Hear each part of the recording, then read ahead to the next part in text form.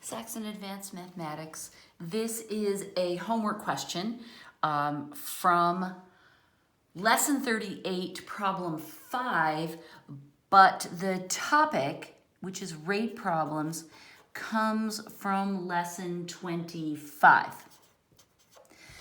Laura's the one who asked me the question, but I think it's a really good question and something that all students would benefit from. I definitely think that John's presentation of this topic could be enhanced.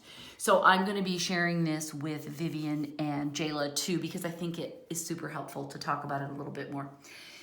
In lesson 25, we talked about rate problems, but there were two different styles of rate problem. One of them has a base equation that looks like this. You take the rate times the time of the first person, and you add the rate times the time of the second person, and that equals some sort of job, whether it's how many bottles can you fill or how many cars can you wash, that kind of thing. So it equals a job usually, but you can change this word to make it fit. But in these problems, we have two people, and very often it's one works alone and then the second joins.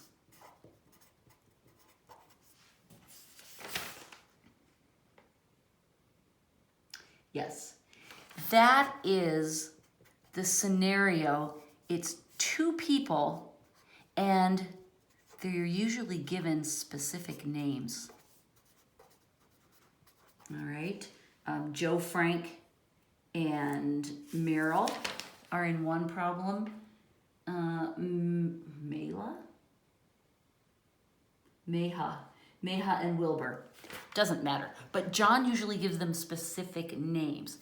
That's one style. The other style of problem is when we're dealing with a fleet of workers and we change it. It's usually presented as the rate times the workers times the time. It might be hours or days or weeks. And that equals the job. There's the one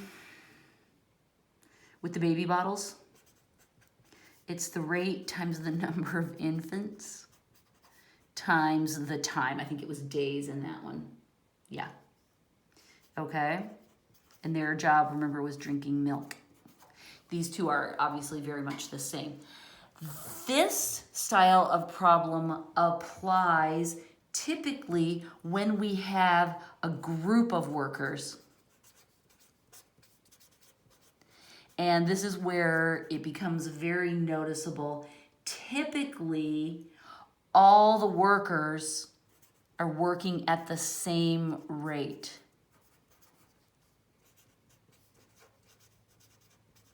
Now, it may be that the rate changes in the middle of the problem, but within this group of workers, all of them are working at the same rate, which is quite different because up here with our two people, their rates are different. So this is a little bit more information to help you figure out which type of problem you're dealing with. When you look at problem 38.5, let me skip up to that now. That problem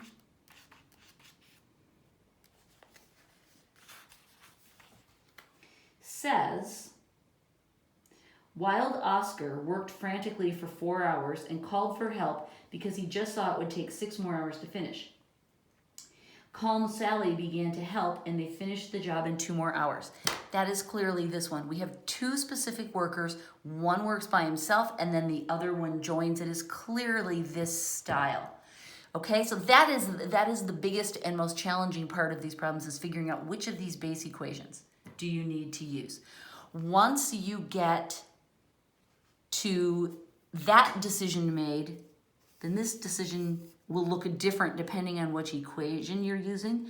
But remember that distance equals rate times time, but we can also shift that around, right? We can say that rate equals distance divided by time, right? If we just divide away the t, and time, if we divide away the r, equals the distance over the rate.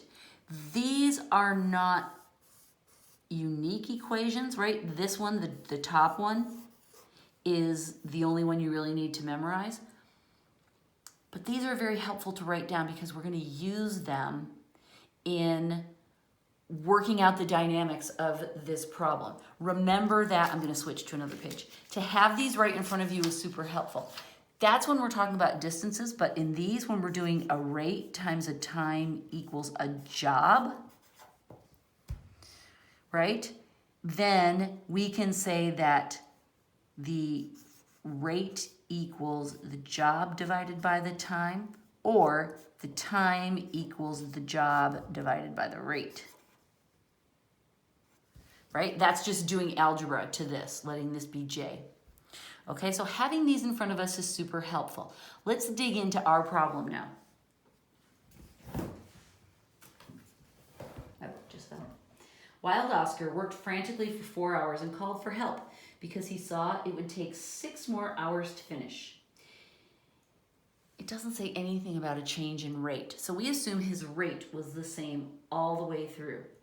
So we know that his rate, the rate of Wild Oscar, we'll just do W, equals the number of jobs over the time. Well, he's still working on one job the whole time. He worked first for 4 hours. I'm just going to put the words here so we're clear. He worked for 4 hours by himself, and then he worked for 6 more hours with Sally. So his total time is 1/10 jobs per hour. Okay, that's helpful. Oh, and I just want to write this down. This is the base equation we're going for, right? I talked about it on the other page, but I didn't write it down. Calm Sally is our other person. Oops, that's not there. Equals 1. They're trying to finish one complete job. So what I'm trying to do is find information about the times and the challenges, or the time for Wild Oscar. And we just figured that out, right? His time is 4 plus 2, or I'm sorry.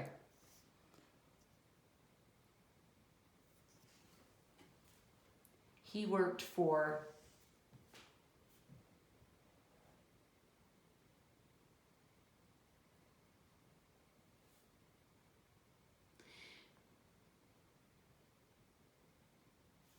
2 hours.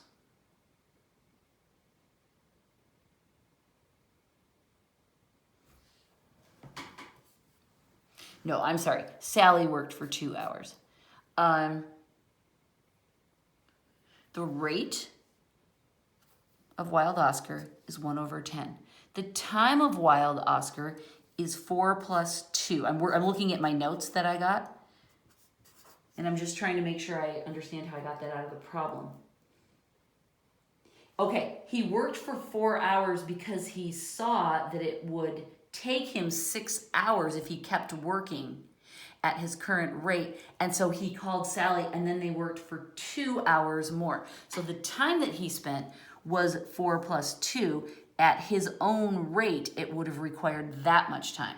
That's a tricky little subtle difference, okay? The rate of Calm Sally, that's what we're trying to find out. The time of Calm Sally equals just 2, I believe, right? Yes, they finished the job in 2 more hours.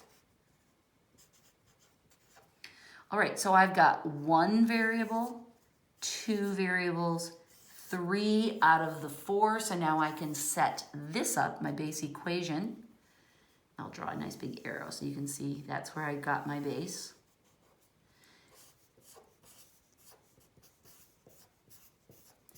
Equals 1 full job. That blew my mind at first. I always struggled with that. It's just 1 job. Okay, so 1/10 times the time, which is 6, is what he actually spent. Then The rate of calm Sally is what we don't know. Her time we know is 2. There is our base equation filled in with our values. That's really the hard part. From here on out, it's just algebra. So let's just take a minute. We used this base equation because we knew it was 2 people, one working by himself and then the other one doing the job. We know that his rate, Wild Oscar's rate, is based on the time it would have taken him, but his time is based on the time that he actually spent getting help from good old Calm Sally. We don't know her rate, but we do know she invested 2 hours. Now we are ready to do some multiplication.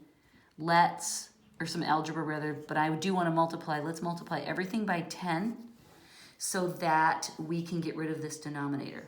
So these cancel, and I get 6 plus 20 times the rate of Calm Sally equals 10. I subtract 6. 20 times the rate of Calm Sally equals 4. Divide by 20. And so her rate is, I'm reducing this, the rate of Calm Sally equals 1 job per 5 hours. That's the way we can interpret this number reduced. Okay, that is her rate.